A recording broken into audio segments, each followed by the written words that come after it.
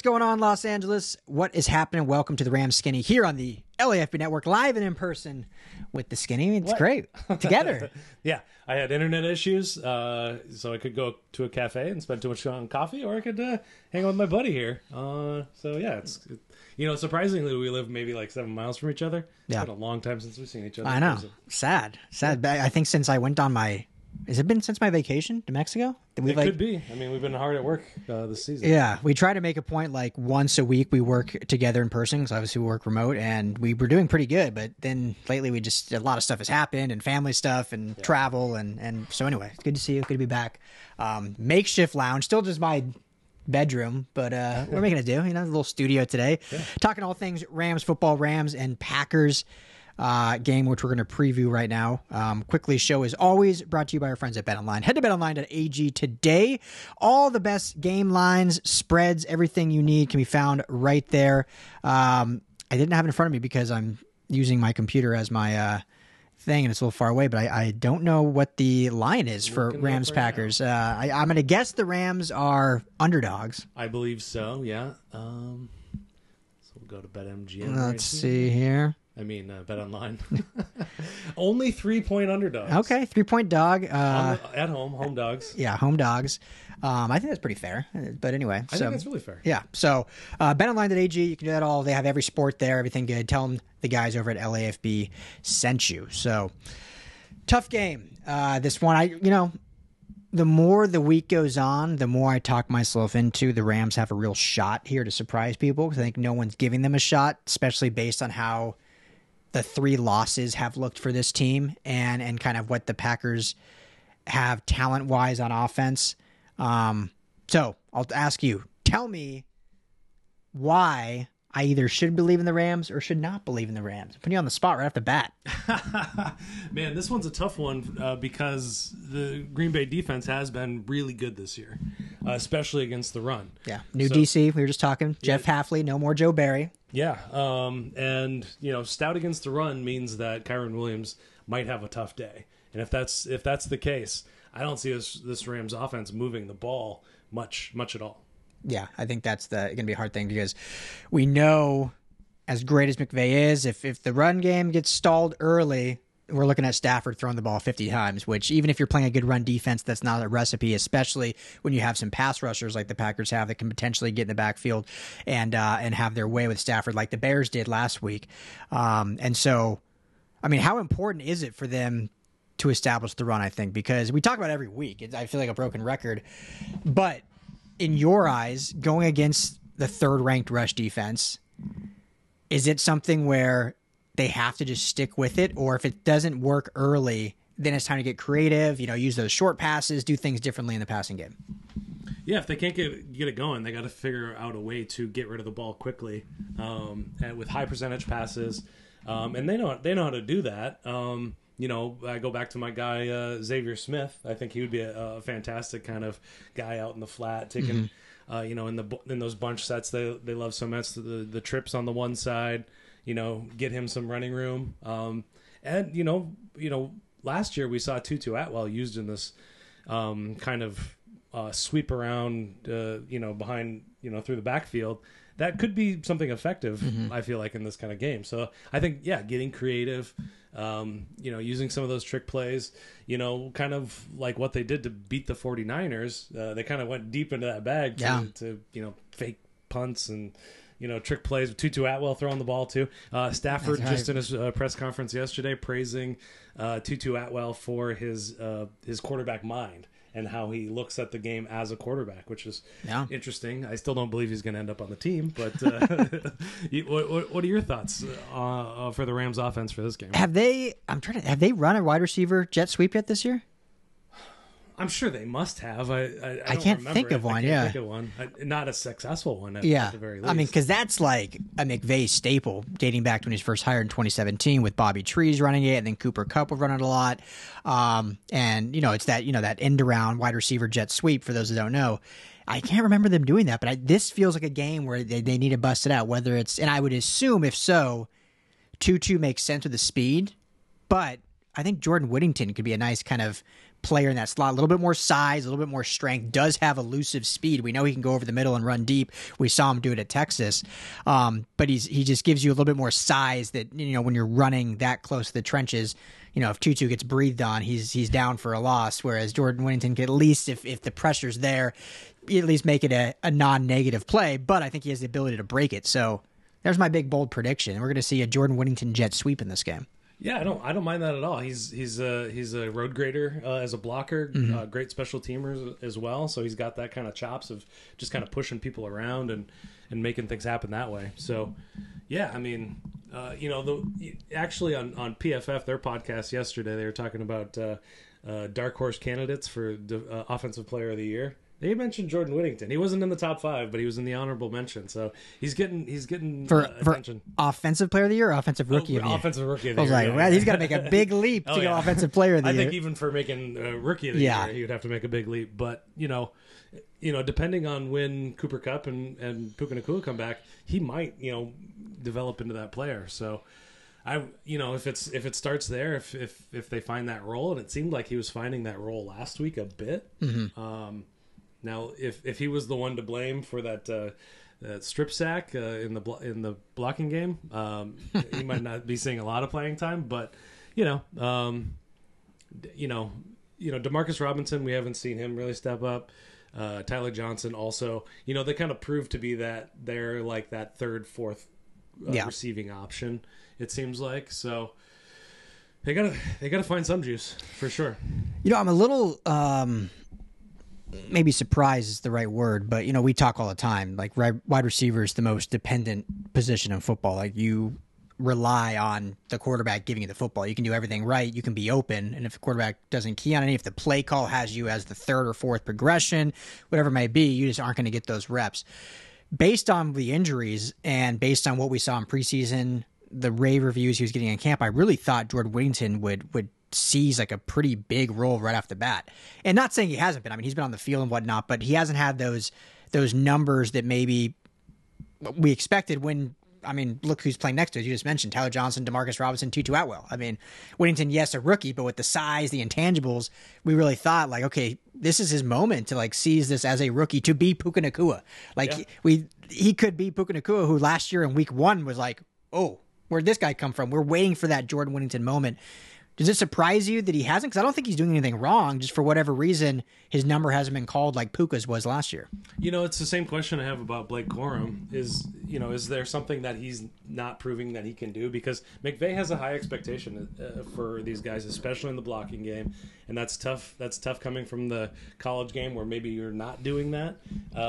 Most college receivers do not block. I'll just say that. Yeah, not all, but a lot. I don't. Well, it was Steve Sarkisian. Obviously, Jordan Whittington has those kind of chops, and he came in with that kind of those kind of praises about him. So, that's the only thing I can point to is maybe that's the thing that's holding he and Corum back from getting more playing time, and he's just not going to stick players out there putting other guys at risk, especially Matt Stafford. Yeah, and I think the only thing I can, and this is just maybe pulling at straws at this point. I hate that I don't know why it does that. It drives me crazy. For those on audio, we get the little thumbs up emoji that pops up if we move our arms.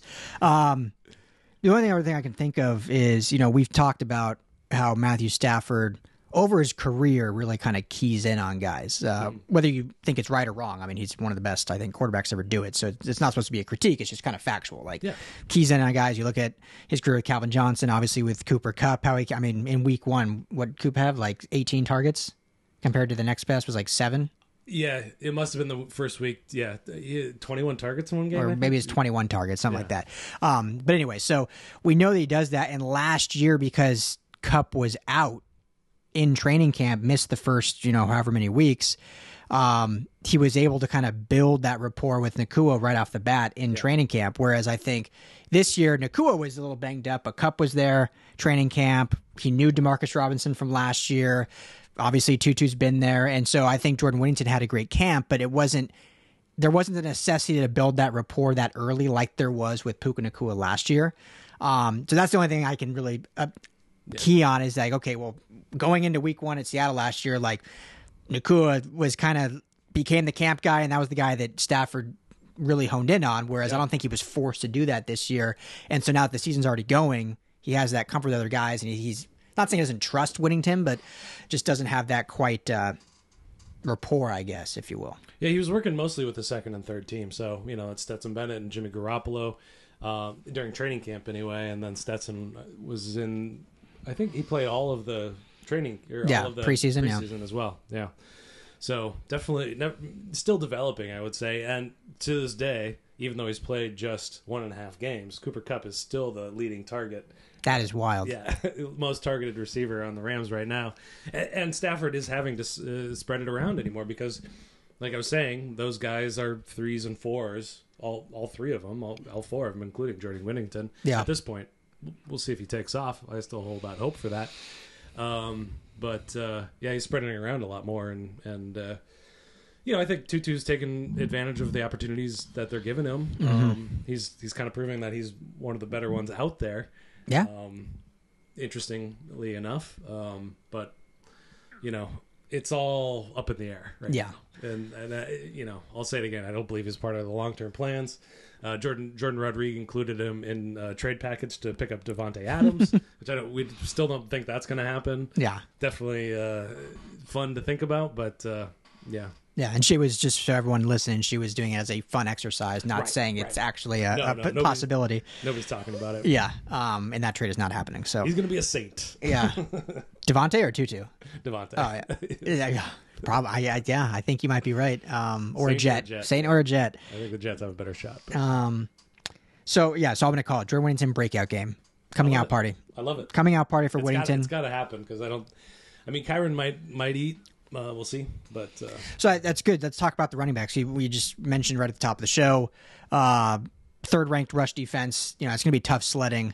Kyren's, I think, played great so far this season. Obviously, has been the bell cow workhorse back. Let's start with this, and I feel like we're just belaboring at this point. But do we see Blake Corum in this game? Is this the game where they're like, you know what, this is a tough rush defense. We have to be able to run the football, and we can't just make Kyren get beat up because we also need him in the red zone and in the passing game. Do we see Corum get some carries? I don't see it. I just don't see it. Just based on the last few games. Yeah, what we've seen. Yeah, we haven't seen anything. Yeah, he was in there for eight snaps, couple of carries when they kind of put the game away against the Niners. When they were the game was put away on them. On the Cardinals. Yeah. So. If he's a garbage time guy right now, like just a couple weeks ago, it's hard to see that he's made that much progress. Yeah, it's just confusing to me. I don't know. Yeah, there's been a lot of conversation about Christian Roseboom and Troy Reeder, and people wanting to see them replaced with Omar Spates. McVay straight up said, like, these are the 2 guys I trust the most. That's why they're out there. That's why these other guys aren't out there. Period. I don't know. We might want to see it, and I would love to see if there's any validity to Spates or Corum. But like I said before, I think it's a blocking thing. I don't think he's picking it up well enough. I don't think there's enough confidence from McVay. Now I'll say this: McVay has been wrong before on that point. Yeah. Where he's kept guys in the doghouse for too long. So, but. I'm not going to go. McVay is one of the more stubborn people in coaching, so I'm not going to expect that he's going to change anything this week. But what do you think his household's like with the new wife and kid? Who's more stubborn, the baby or McVay? You think? He's interpersonally. We end up talking about Shanahan and McVay a lot just because there's so many things to compare about the two. Yeah, like. Shanahan, McVay seems like a good family guy. Yeah. Like he wants to be there with the kids. I don't like Shanahan just seems like he's a coach. Yeah. That's all he ever is. Like, see you guys in 9 months. Yeah, exactly. Season starts. I'll be sleeping on the couch. Yeah. Yeah. We'll see. I think there has to be, just because he does have that versatility, Corum, that is, and size. Like, I know Ronnie Rivers is like RB2 right now. And he does bring a nice little change of pace, which is so funny. Like, that's before the Corum pick. I was like, oh, you need a change of pace back. And then with the Corum pick, it's like, no, they don't want to change anything. They want to keep the same. And then they're going with the change of pace back as the other option. Yeah. But, they got to establish the run. This offensive line obviously needs to play. very well in this game, keeping Stafford upright. Let's talk about this last point for offense, and we can jump over to defense. The red zone offense, obviously, we talked about it on the live show, that was the reason they lost again. There's 3 points we made, but that was the main reason they lost. When your red zone efficiency is as bad as it's been for this team through 4 games, but particularly in that Bears game, obviously this is the easy question, the hard answer, because every coach obviously wants to have 100% red zone efficiency. But what would you like to see? Is it more consistent running? I saw the play sheet, and it's they did run the ball in the red zone, but they kind of set themselves behind the chains, forcing known passing plays on third down. So what do you want to see that maybe could lead to more success? You got to clean up the penalties, as much as I'm going to sound like a coach right there. You can't get knocked back 5 yards when you're in the red zone. Yeah. It really stalls everything out. Really hard to come back from that. And those are self-inflicted wounds. Pre-snap penalties. I think, Kyren Williams is averaging something like 4 yards a carry this year again. Yeah. Their receivers, as we've been talking about, are not that great. There's only so many answers that I can give to this, which is you got to run the ball. Yeah. And you gotta impose your will. Use Kevin Dotson, use Rob Havenstein to push guys around and create space.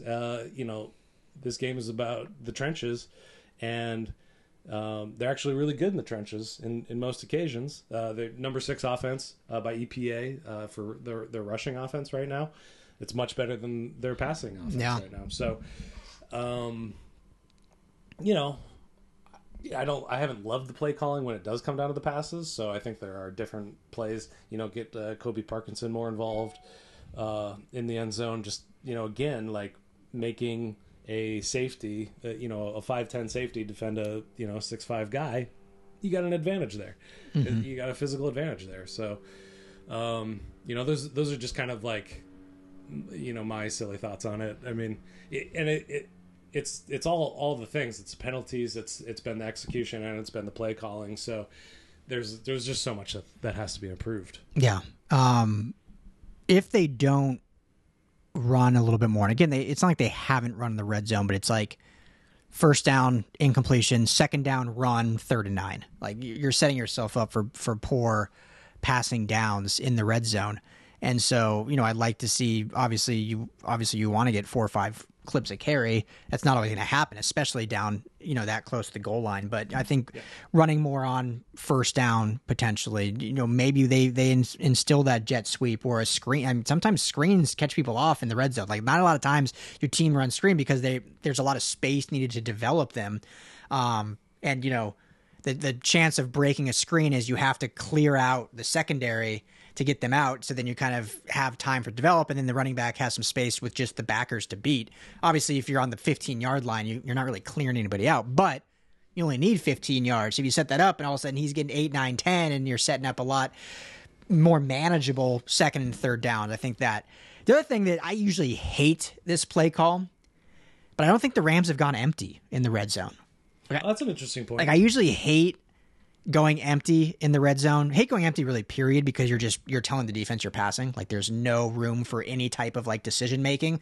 The defense knows you're passing in that sense. Yeah. And I think that's, in my opinion, if we're being critical, I think that's kind of what cost the Niners the game against them, because they went empty on 3 straight plays. So it's they're passing when but last week in the USC Wisconsin game, to bring this to a college level, they went empty 5 wide. Wisconsin was playing cover 0, brought a blitzer, so they had a free blitzer on Miller Moss, but every single receiver was man on man, mano a mano, and USC obviously has really good receivers, so you're going to trust your receivers way more than secondary. The Rams, without their big 2, maybe not there yet, but I trust the route running of a Jordan Whittington or the size of a Colby Parkinson to beat a safety over the middle, or even if they're just do a fade route, which I feel like they haven't really done. So something interesting thing, if they do go empty in the red zone, we can guarantee McVay listen to this podcast, like we've said before. Yeah, right? Yeah. If that happens. Now, one thing, I asked LaFleur, offensive coordinator, Mike LaFleur, about brother of head coach Matt LaFleur. Yeah, didn't even say that. Little family reunion right there. Yeah. Kyren Williams has expressed his interest in being used more in the passing game, and LaFleur said that the more we can get hit the ball in his hands, the better it is for us. And we haven't really seen them exercise many options there. And it hasn't been a part of the playbook since Todd Gurley in any meaningful fashion. So maybe that's something they could break out here as well, is getting Kyren more involved in that way. Yeah. Because we know what he can do once he has the ball in his hand. Well, he's clearly the best weapon on the team. I mean, 3 touchdowns against the Niners, another touchdown last week against the Bears. Without Kupp and Nacua, he is clearly the best option on offense, whether it's running or passing. I think it has shown that. So, so if you go empty, you can still keep him on the field, even just have him split out wide and as a receiving threat. Maybe he comes back in the backfield for some trickery. Who knows? Trickeration, as the young kids say, right? Sure. Let's jump to the defense quickly. The Packers, ironically, we were talking about before we hit record that with Jordan Love, they're 0-2. With Malik Willis, they're 2-0. Now, obviously, you got to look at the level of competition. Sure. And Love has played very well. I wouldn't say it's his fault they're 0-2 in those games, but kind of funny. But I think the offense overall, obviously, is more dynamic, dynastic, lethal with Love. They're able to spread the ball around more. I think when Malik Willis was back there, they were much more focused, run heavy. They used Willis to actually use his legs some. I think in the Indy game, would they score? They won 13-9 or I can't remember in front of me, but it was a pretty low scoring affair, if I'm not mistaken. So I guess that's a long-winded way of saying, do you think this Rams defense has a chance to slow down the Packers offense? It comes down to actually getting your hands on Jordan Love, I feel like. We've talked about it before. Jared Verse, Rookie of the Month already. Yeah, shout out. Top of PFF's list for Defensive Rookie of the Year already.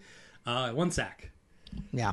A whole bunch of pressures, 1 sack. So, a bit more disciplined approach from him, making sure that he's keeping that edge, making sure that Jordan Love isn't getting out of the pocket. And, this is going to be a big test for these cornerbacks as well. They don't have a true, just game-breaking number 1 receiver. They had one. But they have Devontae? They had one not too long ago. Yeah.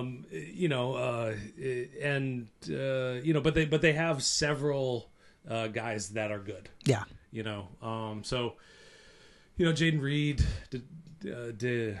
Wicks. Wicks is his name? Wicks, Christian Watson. Christian Watson's probably going to be out with his injury, but they have these very young, interesting, dynamic group of receivers that can hurt people downfield, and they also have Josh Jacobs. Yeah.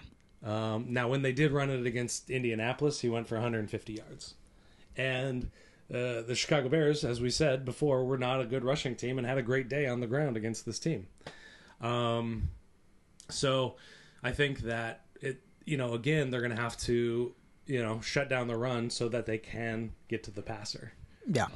That's, for this team, that's the most true thing that I can keep saying. I don't mean to keep hammering that Belichick quote, but it's not a Belichick quote. That's been a football thing for ages. Yeah.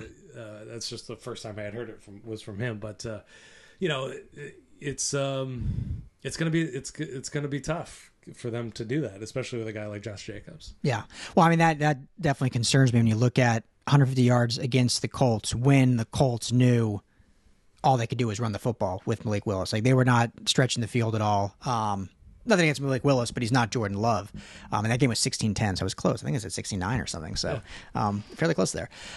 So when you know what's coming at you and you still can't stop it, it shows that they are able to be efficient on that side of the ball with that technique and scheme. And so knowing what we've seen with the Rams in their rush defense, it's going to be a tall task for them to be able to slow down Jacobs. And really, I think the defensive line overall, we've talked about it, but I think they've done a good job, not a great job, not a terrible job.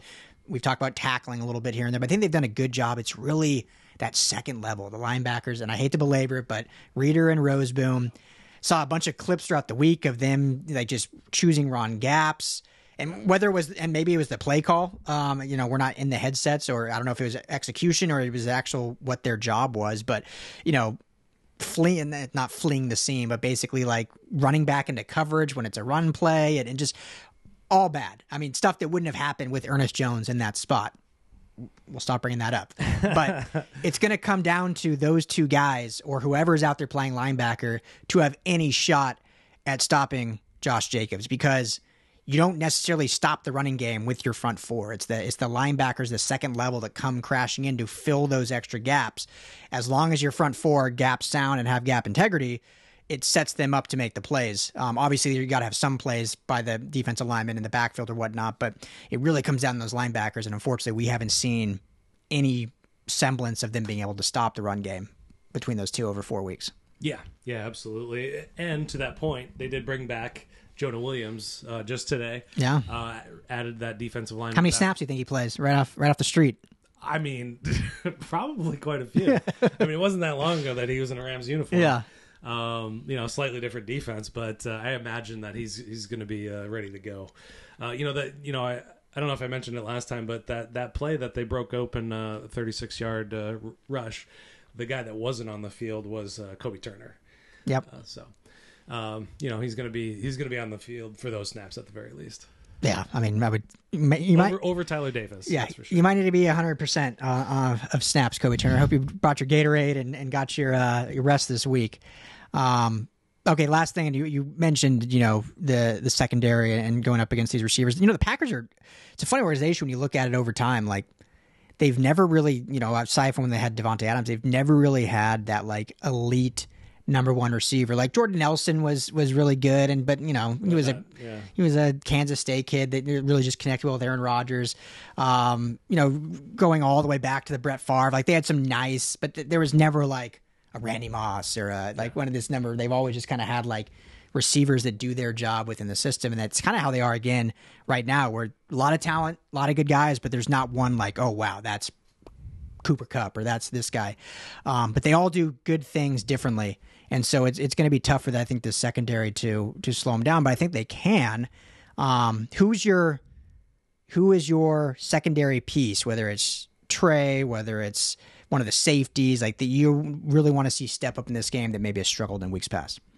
Well, Akhello Witherspoon is a big question mark. Yeah. About what's going on with his snap count? He didn't play his first week when he was with the team on the practice squad. Then he played just a few snaps last week. So that's my guy. I like Kobie Turner. I like him more in the slot than I do on the outside. He's been playing a whole Kobie Durant. Yeah. Kobie Durant. I keep messing that one up. Again, if Kobie Turner's in the slot, we got bigger problems. Yeah. But I like Akhello Witherspoon on the outside. So hopefully he's good to go and out there on the field, and they can kind of get that under control. Yeah, it'll be really interesting if we do have Tre'Davious White on one side, Akhello Witherspoon on the other side, just like two like big name, big profile guys that are like not the same caliber they once were, even though they're both still pretty young. But if you would have told me like 3 years ago that those two guys are starting corners, like, that might be the best secondary in football. Like right. What Tre'Davious White was 3 years ago, and Akhello Witherspoon. Well, Akhello Witherspoon actually had kind of his best year last year. He's been kind of up and down, but a big profile name guy when he got drafted to Pittsburgh. I think out of Colorado actually. So yeah, got to have big games from those outside guys and see what they're able to do and kind of harness Jordan Love, because the Vikings last week got off to a huge start. 28-3 over the Packers. Game looked over. And Love and the offense brought that team back. The defense did their job, and what was the final, like 34-29 or something? Like it was close. Yeah, they came roaring back, and basically it came down to an onside kick. So this offense is dynamic. They can put points up in a hurry, probably more so than they ever have, honestly, under Matt LaFleur. And that's even when they had Aaron Rodgers. I just think they can put it up in quick batches that we haven't seen maybe from previous Packers years. So, we talked in the last show, kind of went through the schedule. We both had them losing this game. We'll give our score predictions in a second. I don't think this is a must-win yet. Like we said, it comes down to that Seattle game, kind of after the bye and what they really do. But you don't want to go into the bye 1-4. Like if they can steal one here, that gives you so much momentum going into the bye, getting healthier, coming back. But do you think they have a shot to actually steal a victory here? 3-point home dogs. So not terrible. Yeah, no, I don't think they're going to win this game. I'm picking that they don't cover either. I think it's going to be 24-20. Oh, just outside the cover. Yeah. I think it's, we know they're going to come out in battle. We know they're going to play their butts off. That's what this team always does under McVay.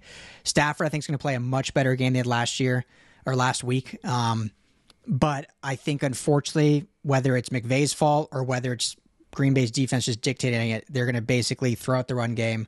Stafford's going to throw it 48 plus times, which is never a recipe for success. Going to get hit a bunch, unfortunately. Stays healthy. I'm not saying anything crazy out here. But I do think they end up losing this game. I'll go 31-21, lose by 10. Oh, big score. Nice. Yeah, I think that defense, until the defense proves me they can stop anyone.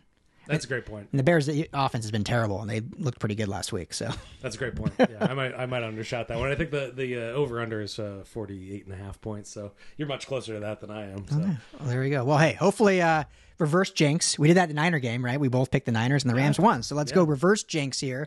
Maybe the Rams come out and win. But anything else to add before we get out of here? No, I think I'm excited to see some improvement. I mean that's all I'm looking for is. Some positive steps, no penalties. Yeah, things you can build on. Because you go into the bye, even if you're 1-4, not ideal, but you can say, okay, we did this better. We get this guy back. We can build on that, get to 2-4, and, stack from there. So we'll see. Should be a fun game. Hopefully it's an entertaining game.